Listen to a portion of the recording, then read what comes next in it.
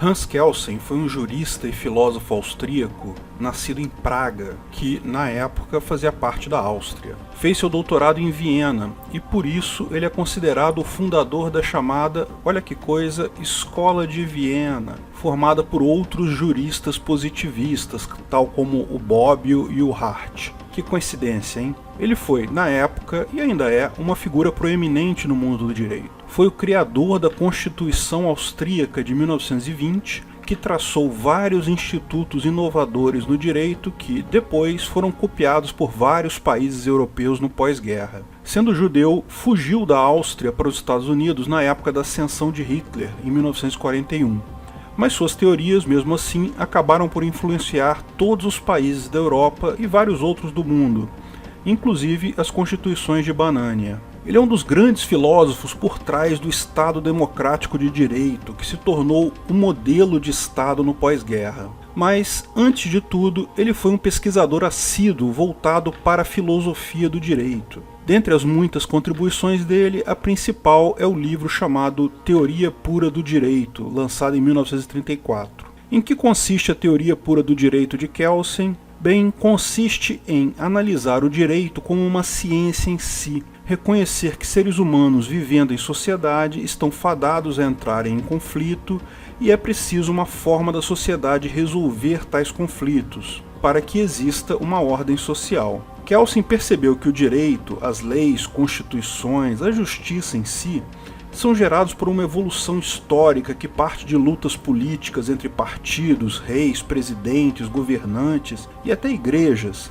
Mas isso é errado porque contamina o direito com ideologias e conveniências políticas dos países. Ele entendeu que o direito precisava ser justificado por si só, não por um mero acidente histórico que levou tal partido ao poder em tal país. O ponto dele é preciso encarar o direito como uma ciência em si. As leis devem refletir uma forma de tratar conflitos entre pessoas totalmente dissociada da política e do Estado. Se você não percebeu um forte componente racional no pensamento do Kelsen, é porque você não está prestando atenção.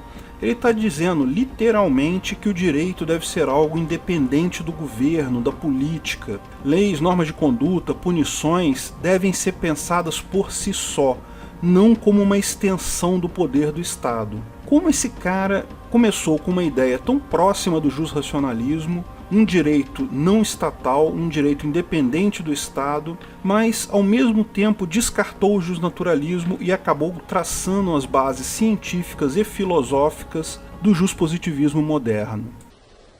Antes de continuarmos o vídeo, aproveite para curtir e se inscrever na página. Clique no sininho para ser avisado de novos vídeos.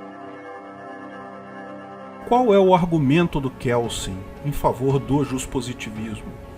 Lógico, Kelsen tem uma obra enorme, vários livros, dezenas de argumentos, axiomas, tratados. Não estou dizendo que tudo que ele produziu foi um único argumento. De fato, vou apontar vários pontos na linha argumentativa dele com os quais não concordo. Mas existe um argumento dele que pretendo demonstrar como fundamental no entendimento de como, apesar de partir de uma lógica totalmente racional, uma visão do direito independente de governo, linda como deveria ser mesmo, ele acaba gerando uma visão fortemente positivista que acaba por justificar e dar força ao Estado Democrático de Direito. Vamos falar aqui explicitamente do livro Teoria Pura do Direito. Embora ele tenha escrito vários outros livros, esse é o único que li integralmente e me sinto capacitado a emitir opinião. De qualquer forma, é a obra mais importante dele e a mais citada. Antes até de chegar a avaliar o livro em si, é importante notar que, ao mesmo tempo que busca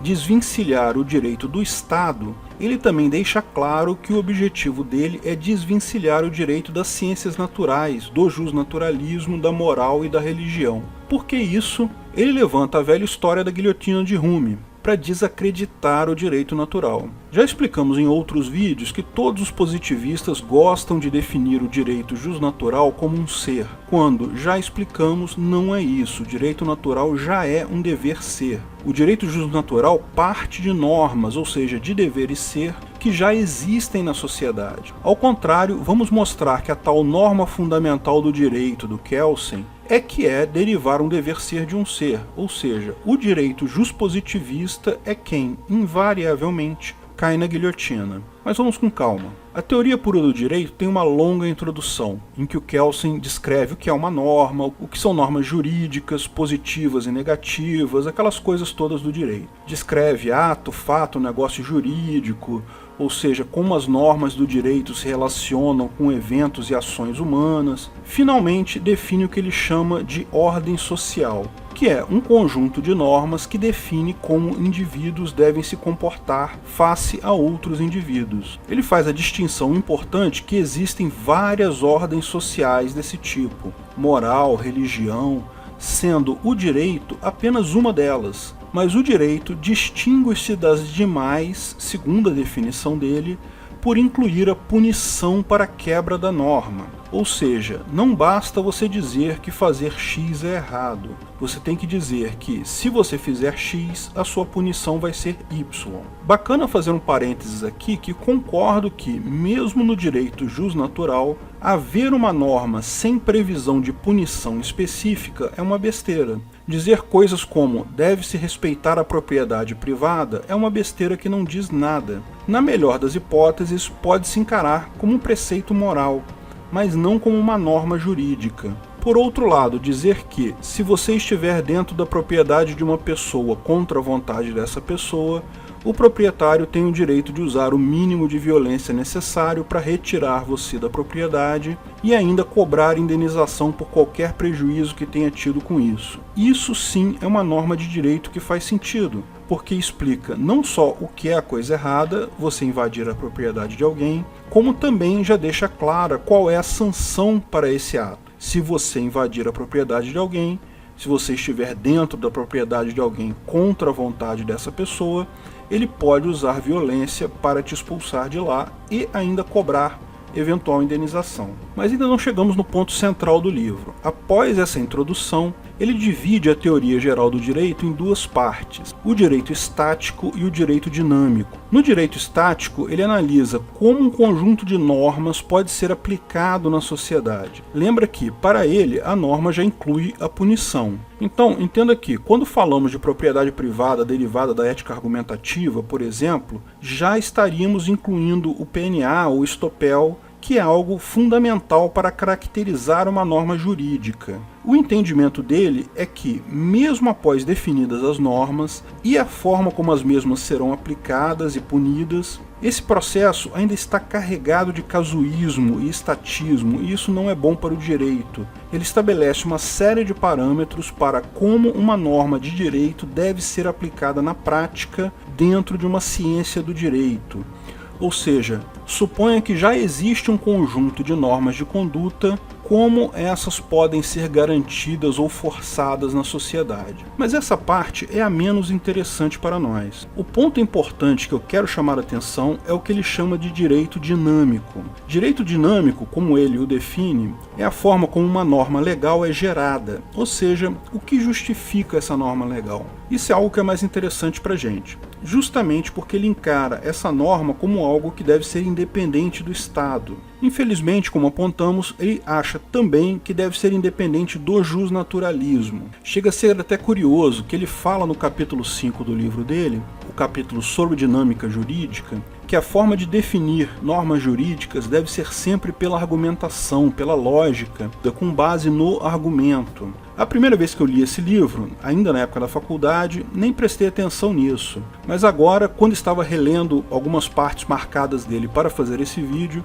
me deparei com essa parte e toda uma nova visão sobre isso, depois de estudar a ética argumentativa do Hoppe. Kelsen chegou perto, chutou na trave, mas não marcou gol. Tá igual o meu Vascão, coitado. De qualquer forma, é curioso como ele segue o seu argumento. Repare que ele parte da premissa kantiana pura. Para derivar uma norma de dever ser, é preciso uma norma anterior. Nesse sentido, ele cria a famosa pirâmide de Kelsen, o que legitima um parasita deputado federal a parir uma lei idiota qualquer para foder com a sua vida. Bom, o que legitima ele é o fato de haver uma lei superior a essa, uma norma de dever ser superior a essa. E se para uma lei ser válida é preciso uma norma superior que a valide, ele coloca aqui o seu ponto central, que é o argumento idiota dele que leva a todo o problema. Segundo Kelsen, existe uma regra básica chamada norma fundamental do direito, que é uma norma básica subentendida em todo o sistema jurídico. Segundo ele, essa norma fundamental é o que justifica, por exemplo, a existência de uma Constituição.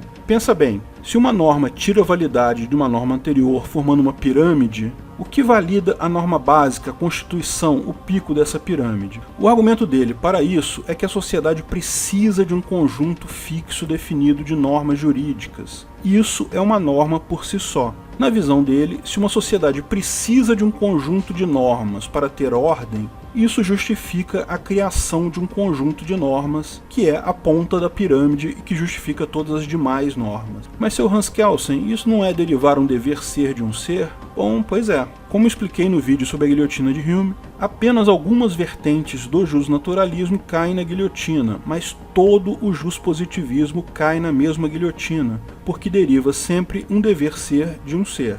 Repare ainda que isso é diferente da norma básica que leva à ética argumentativa. Como expliquei no vídeo sobre ética argumentativa e reforcei no vídeo sobre guilhotina de Hume, a ética argumentativa é uma meta-ética que, para produzir uma ética de fato, precisa também de uma norma base, de um dever ser básico. Essa norma básica, esse dever ser básico, é justamente a visão de que queremos uma sociedade de convivência pacífica. Se queremos viver em sociedade de forma pacífica, precisamos derivar um conjunto de normas jurídicas. Como tais regras, para serem perenes no espaço e no tempo, precisam ser criadas por argumentação, daí derivam-se todas as normas básicas da ética argumentativa, autopropriedade, propriedade privada e por aí vai. Veja lá no vídeo sobre ética argumentativa.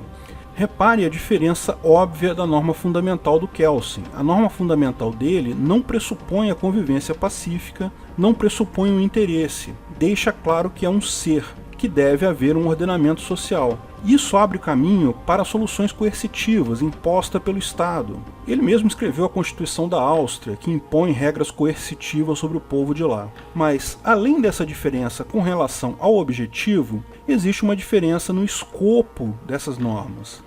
Segundo a visão do Kelsen, essa norma fundamental do direito implica que deve existir um conjunto de normas que deve ser aceito por todas as pessoas de uma sociedade. Daí ele deriva que coação é algo obrigatório. Realmente, se você vai ter um conjunto de normas que todas as pessoas precisam aceitar, a única forma de fazer isso é através da coação. Pessoas, naturalmente, pessoas livres, jamais vão concordar sobre um conjunto único de normas. Ele entende que, como o direito é uma ciência, a norma fundamental exige que se crie uma Constituição, ou seja, uma norma base que, por sua vez, vai dizer como serão criadas as leis, as demais normas daquele país. Dessa forma, todos os aspectos legais da vida daquela sociedade seriam resolvidos em função dessa norma fundamental do direito, derivando um conjunto consistente de leis para todos. Isso, lógico, é música para o ouvido dos estatistas, socialistas e justpositivistas em geral.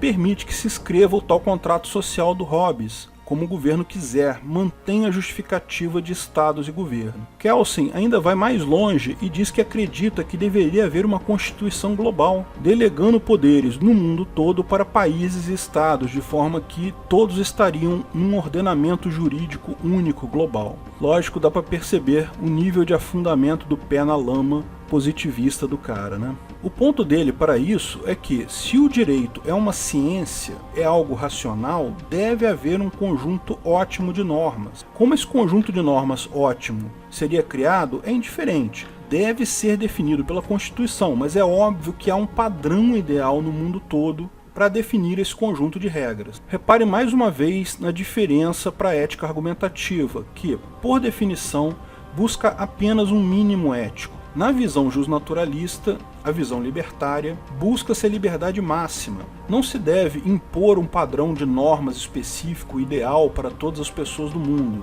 mas, ao contrário, estabelecer um mínimo ético que permita a convivência pacífica. A partir desse mínimo ético, que deve ser a norma com a punição correspondente, entende-se que o livre mercado irá cuidar de gerar regras morais locais, regras processuais, regras de convivência, que complementarão esse mínimo ético de forma a garantir um conjunto total de regras heterogêneo, diferentes em cada cultura, mas que permitam o desenvolvimento humano pacífico. E esse é o ponto que me preocupa em alguns libertários que parecem buscar uma interpretação única correta da ética libertária, que precisaria ser aceita por todos os libertários. Quem não acredita nessa definição correta do libertarianismo ou do anarcocapitalismo não seria um libertário de verdade. Repare como esse tipo de colocação é muito similar à norma fundamental do direito do Kelsen. Buscar um consenso e entender quem não participa desse consenso como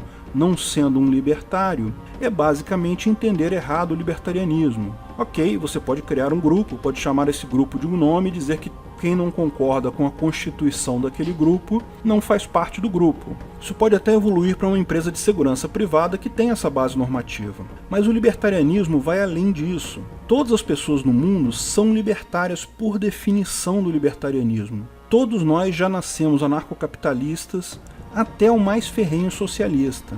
Eles apenas não entenderam ainda os conceitos da liberdade. Todos nós já vivemos no ancapistão, porque a norma fundamental do direito não existe, assim como não existe nenhum contrato social. Portanto, todas as besteiras que foram escritas em nome dessas duas coisas são inválidas. Já vivemos no ancapistão.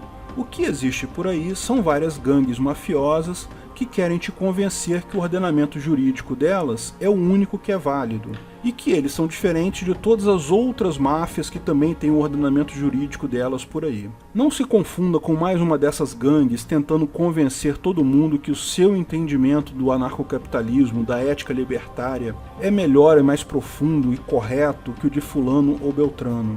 Não existe regra fundamental do direito. Você pode, lógico, explicar a sua visão libertária, mas ninguém precisa entender nada, nem ter conhecimento algum, para ser libertário anarcocapitalista. Todos nós já somos, por definição.